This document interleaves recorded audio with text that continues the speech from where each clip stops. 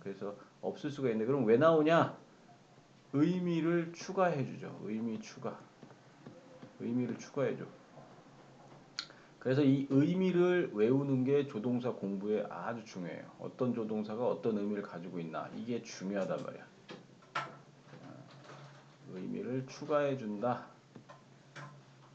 본동사의 의미를 추가해준다. 이게 얘네만 있을 땐 딱히 본동사다 이런 말 안 쓰는데 조동사가 나오면 그거에 대한 대비되는 개념으로 얘를 본동사라고도 불러. 비동사나 일반동사 둘 중에 하나 써 있을 거 아닙니까? 그죠? 자, 그 다음에 쓰는 방법은 당연히 맨 앞에는 주어를 쓰고요. 그 다음에 조동사를 쓰는 겁니다.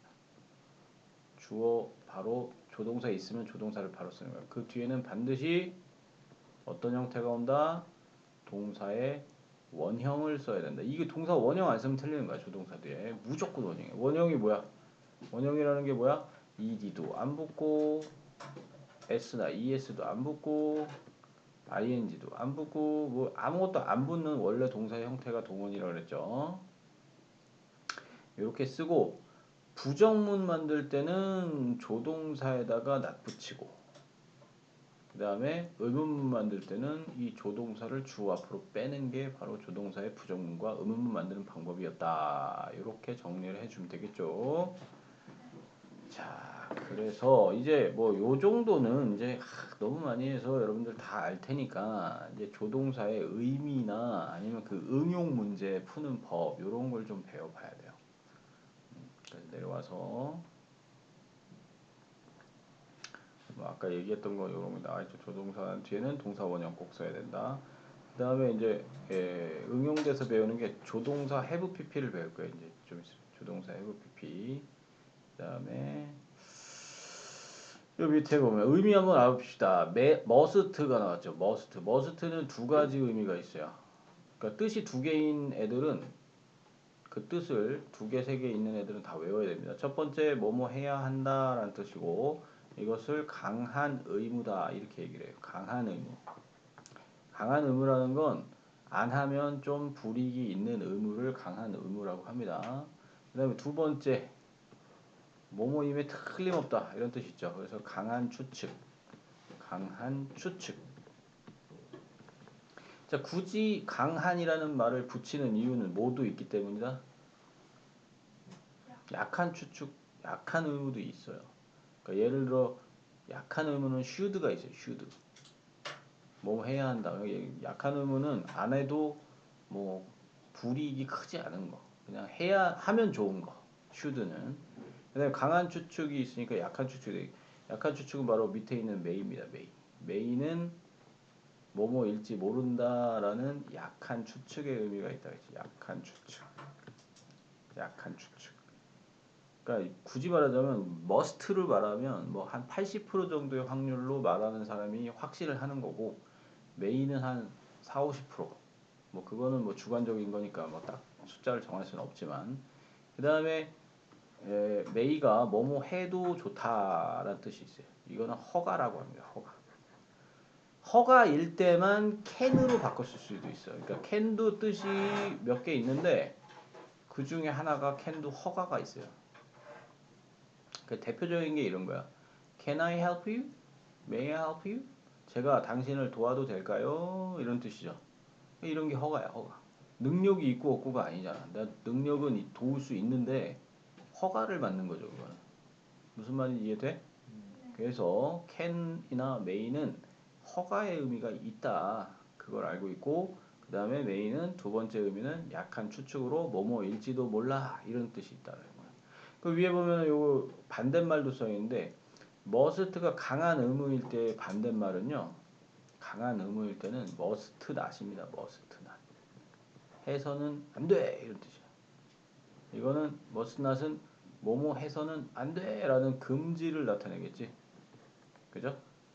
이게 근데 don't have는 왜 써 있냐면 뭐 옛날에 다 배웠을 텐데 must는 강한 의무일 때는 have to랑 같은 의미야.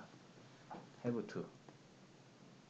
그러니까 you must go there. 너 거기 가야만 해. 이 말과 you have to go there. 너 거기 가야만 해. 이 말은 거의 같은 말이란 말이야. 좀 강압적인 뜻이야. 이거 아무한테나 쓰면 안 됩니다. 기분 나쁠 수가 있으니까.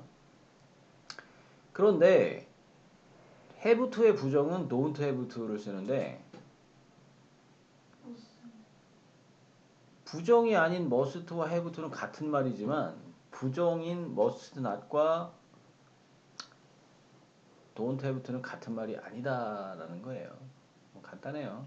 don't have to는 건 무슨 뜻이냐? 할 필요가 없다라는 정도의 의미예요. 할 필요 없다. 그래서 얘는 굳이 다른 비슷한 말을 찾아라 그러면 need not 혹은 don't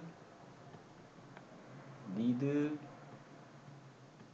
to랑 같은 의미다 라고 생각하면 돼. don't have to는. 그러니까 must not과는 같은 뜻이 아닙니다. don't have to는. 이해됩니까? 할 필요가 없어 라는 뜻이야. 해선 안 되는 것과 할 필요 없는 건 다른 거죠. 그리고 얘가 만약에 must가 강한 추측으로 쓰일 때는 그 반대말이 cannot이 있습니다. cannot. 그럼 무슨 뜻일까 이거 cannot은? 뭐뭐임에 틀림없어의 반대말은 한국말로 뭘까? 뭐뭐 일리 없다. 뭐뭐 일리 없다. 뭐뭐 일 수가 없어 이런 뜻이야. He cannot be a Korean. Hey, you know? Do you know that? The James is Korean. 그랬더니 제임스는 코리안이래. 그랬더니 걔는 막 노란 머리에 막 키도 막 2m 30이고 막 그래. 오, 그렇게 생긴 애가 한국 사람일 리가 없는데 그러면서 He cannot be a Korean. 걔가 한국인일 리가 없어. 이런 식으로 말하는 거야.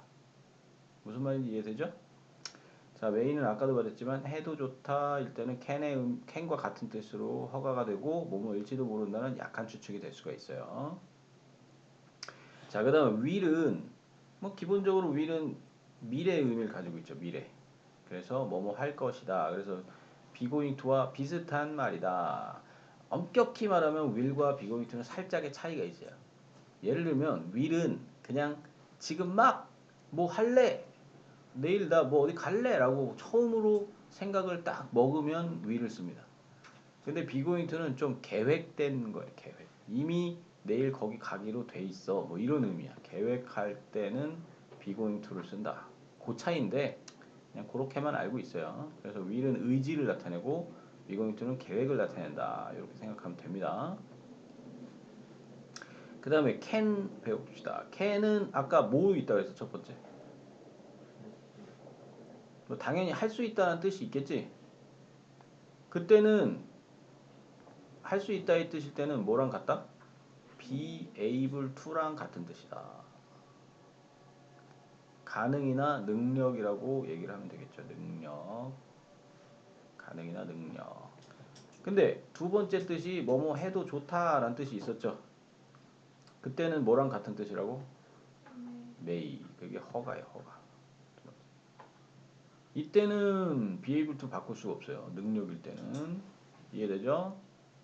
그 다음에 요거는 아마 니네가 많이 못 보는 그 조동사일 텐데 used to라는 약간 이 옛날 표현인데 과거에 뭐뭐 하곤 했다라는 뜻이에요. 뭐뭐 하곤 했다. 혹은 과거에 어떤 상태가 있었다.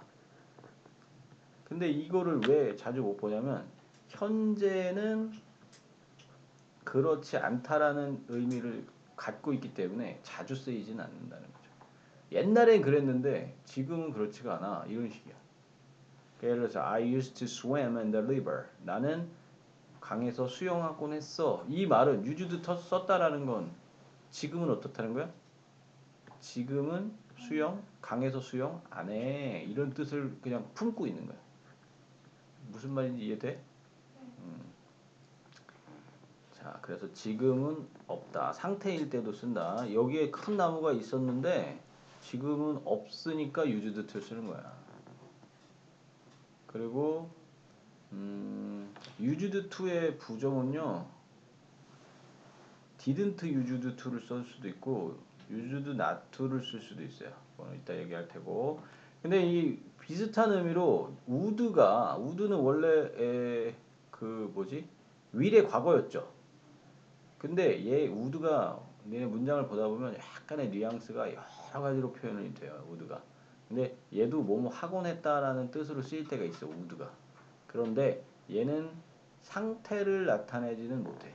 그러니까 예를 들어서 뭐 아까 말했던 나무가 있었었어 이런 건 동작이 아니라 상태지.